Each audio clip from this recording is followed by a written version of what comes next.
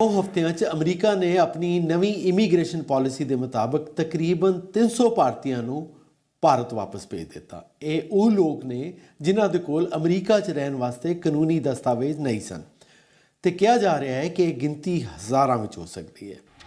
ਗੈਰ ਕਾਨੂੰਨੀ ਤਰੀਕੇ ਨਾਲ ਅਮਰੀਕਾ 'ਚ ਆਉਣ ਵਾਲੇ ਲੋਕਾਂ ਨੇ ਲੱਖਾਂ ਰੁਪਏ ਖਰਚ ਕਰ ਦਿੱਤੇ ਸਨ। ਸਰਕਾਰਾਂ ਦਾ ਦਾਅਵਾ ਹੈ ਕਿ ਉਹ ਇਹਨਾਂ ਲੋਕਾਂ ਦੀ ਮਦਦ ਕਰੇਗੀ, ਪਰ ਨਾਲ ਹੀ ਨਾਲ ਵੱਡਾ ਸਵਾਲ ਇਹ ਪੈਦਾ ਹੁੰਦਾ ਹੈ ਕਿ ਗੈਰ ਕਾਨੂੰਨੀ ਇਮੀਗ੍ਰੇਸ਼ਨ ਦਾ ਧੰਦਾ ਚਲਾਉਣ ਵਾਲੇ ਨੈਟਵਰਕ ਨੂੰ ਕਿਵੇਂ ਖਤਮ ਕੀਤਾ ਜਾਵੇ ਅਤੇ ਨੌਜਵਾਨਾਂ ਨੂੰ ਇਸ ਜਾਲ ਤੋਂ ਕਿਸ ਤਰੀਕੇ ਬਚਾਇਆ ਜਾਵੇ। ਇਸ ਸੰਬੰਧ ਵਿੱਚ ਅਸੀਂ ਜਾਣੇ ਮਾਣੇ ਫਿਲਮੀ ਅਦਾਕਾਰ ਰਜ਼ਾ ਮੁਰਾਦ ਨਾਲ ਗੱਲ ਕੀਤੀ, ਜੋ ਕਿ ਇਸ ਦੇ ਉੱਤੇ ਅਵੇਅਰਨੈਸ ड्राइव चलाना चाहते हैं। आपको सबसे पहले ये जो बच्चे हमारे नौजवान बाहर जाना, तो अलग अलग इश्यूज इसमें पॉपअप हुए। कोई कह रहा है उन्हें हथकड़ियाँ लगा के क्यों भेजा, उन्हें आर्मी जहाज़ में क्यों भेजा। तो ये 2-3 क्वेश्चंस इसमें साथ जुड़े हैं। तो आप इस सारे प्रकरण को किस ढंग से देखते हैं?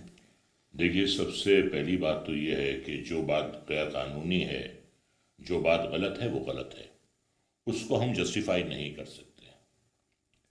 पहली बात यह है कि अगर आप 50-60 लाख या 1 करोड़ रुपया जमा करके आप गैर कानूनी तौर से आप बाहर जाते हैं, अब इतना पैसा अगर आप इकट्ठा यहाँ कर सकते हैं तो उस पैसे से आप एक यही कारोबार शुरू कर सकते हैं। आप इतना पैसा खर्च कर रहे हैं और हर वक्त आपके सर पे तलवार लटक रही कि कब पकड़े जाएंगे। कई बार आप 2-2 दिन पैदल चलते हैं और वो जो मैक्सिको का बॉर्डर है उसकी जो दीवार है उसे फांद कर जाते हैं और अल्टीमेटली आप पकड़े जाते हैं। और अगर आप पकड़े भी नहीं जाते हैं तो आप वहाँ पे और जॉब्स करते हैं, डिश वॉशिंग कर रहे हैं या फिर आप किसी पेट्रोल पंप पर सर्विस कर रहे हैं, और उसका जो मेहनताना भी है, क्योंकि आप इलीगल रिफ्यूजी हैं, मेहनताना भी उनको बहुत कम मिलता है। तो पहली बात यह है कि यहाँ के जो एजेंट्स होते हैं वो इन्हें सब बात दिखाते हैं कि ऐसा होगा, रुपए पैसे की बारिश हो जाएगी, आप एक बहुत ही सुखमय जीवन गुजारेंगे। अब वो जो बच्चा है वो खुद तो कमाता नहीं है, कसूर घर वालों का भी है। वो घर वालों के सामने एक पेशकश रखता है कि ऐसा ऐसा हो सकता है अगर मैं चला जाऊं। घर वाले जमीन बेचकर, माएँ अपने जेवर बेचकर उनके लिए रुपया इकट्ठा करती हैं और उन्हें दे देती हैं। उनको ये तो मालूम होना चाहिए कि किस तरीके से जा रहा है, वो किस रूट से जा रहा है, उसके पास प्रॉपर डॉक्यूमेंट्स नहीं है, और अगर वो पकड़ा जाएगा तो उसका क्या असर होगा। और विडंबना की बात यह है कि हमारा पंजाब जो है वो सबसे खुशहाल सूबा है। यहाँ तो बहुत कुछ है करने के लिए। यहाँ आप खेती कर सकते हैं। आज आप हाईवे पे जाइए, एक से एक आपको रेस्टोरेंट दिखाई देगा और ऐसा लगता है कि हम किसी लंदन के हम एक सबब में आ गए हैं। पैसा है लोगों के पास, लेकिन ये जो वबा एक फैल गई है बाहर जाने की, ये बड़ी खतरनाक तो कैसे रोका जा सकता है इस, या अवेयरनेस जनरेट की जा सकती है अपने देश के लिए, अपने आप के लिए? तो बस यही है कि आदमी गुमराह हो जाता है, सब्ज बाग देख के उसकी आंखें चौंधिया जाती हैं। तो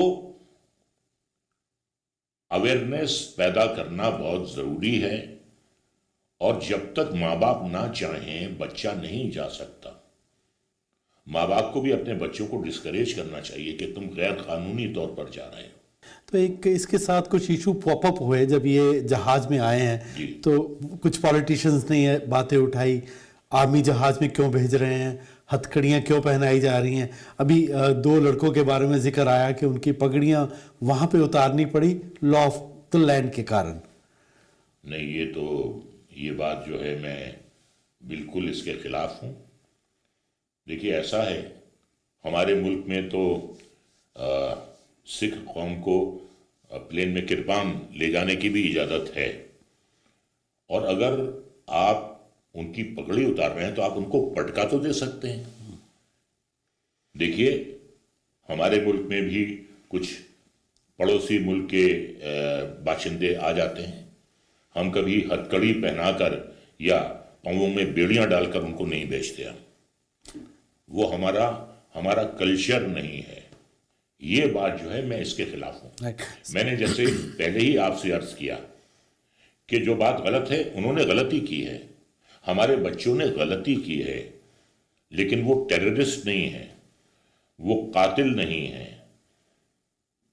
वो आ गए, जिस तरीके से आए, गलत तरीके से गए वहां पे, हम मानते हैं इस बात को, लेकिन जिस तरीके से उनके साथ ये बुरा सुलूक किया गया, ये बहुत गलत है। ਸਰਕਾਰੀ ਅਦਾਰੇ ਆਪਣੇ ਵੱਲੋਂ ਤੇ ਗੈਰ ਕਾਨੂੰਨੀ ਢੰਗ ਨਾਲ ਚੱਲ ਰਹੇ ਨੈਟਵਰਕ ਨੂੰ ਤੋੜਨ ਦੀ ਕੋਸ਼ਿਸ਼ ਕਰ ਰਹੇ ਹਨ, ਪਰ ਸਮਾਜ ਦੇ ਹਰ ਵਰਗ ਨੂੰ ਇਹਦੇ ਵਿੱਚ ਆਪਣਾ ਹਿੱਸਾ ਪਾਉਣਾ ਚਾਹੀਦਾ ਹੈ ਤਾਂ ਕਿ ਨੌਜਵਾਨ ਪੀੜ੍ਹੀ ਨੂੰ ਗਲਤ ਰਸਤੇ ਤੇ ਜਾਣ ਤੋਂ ਰੋਕਿਆ ਜਾ ਸਕੇ।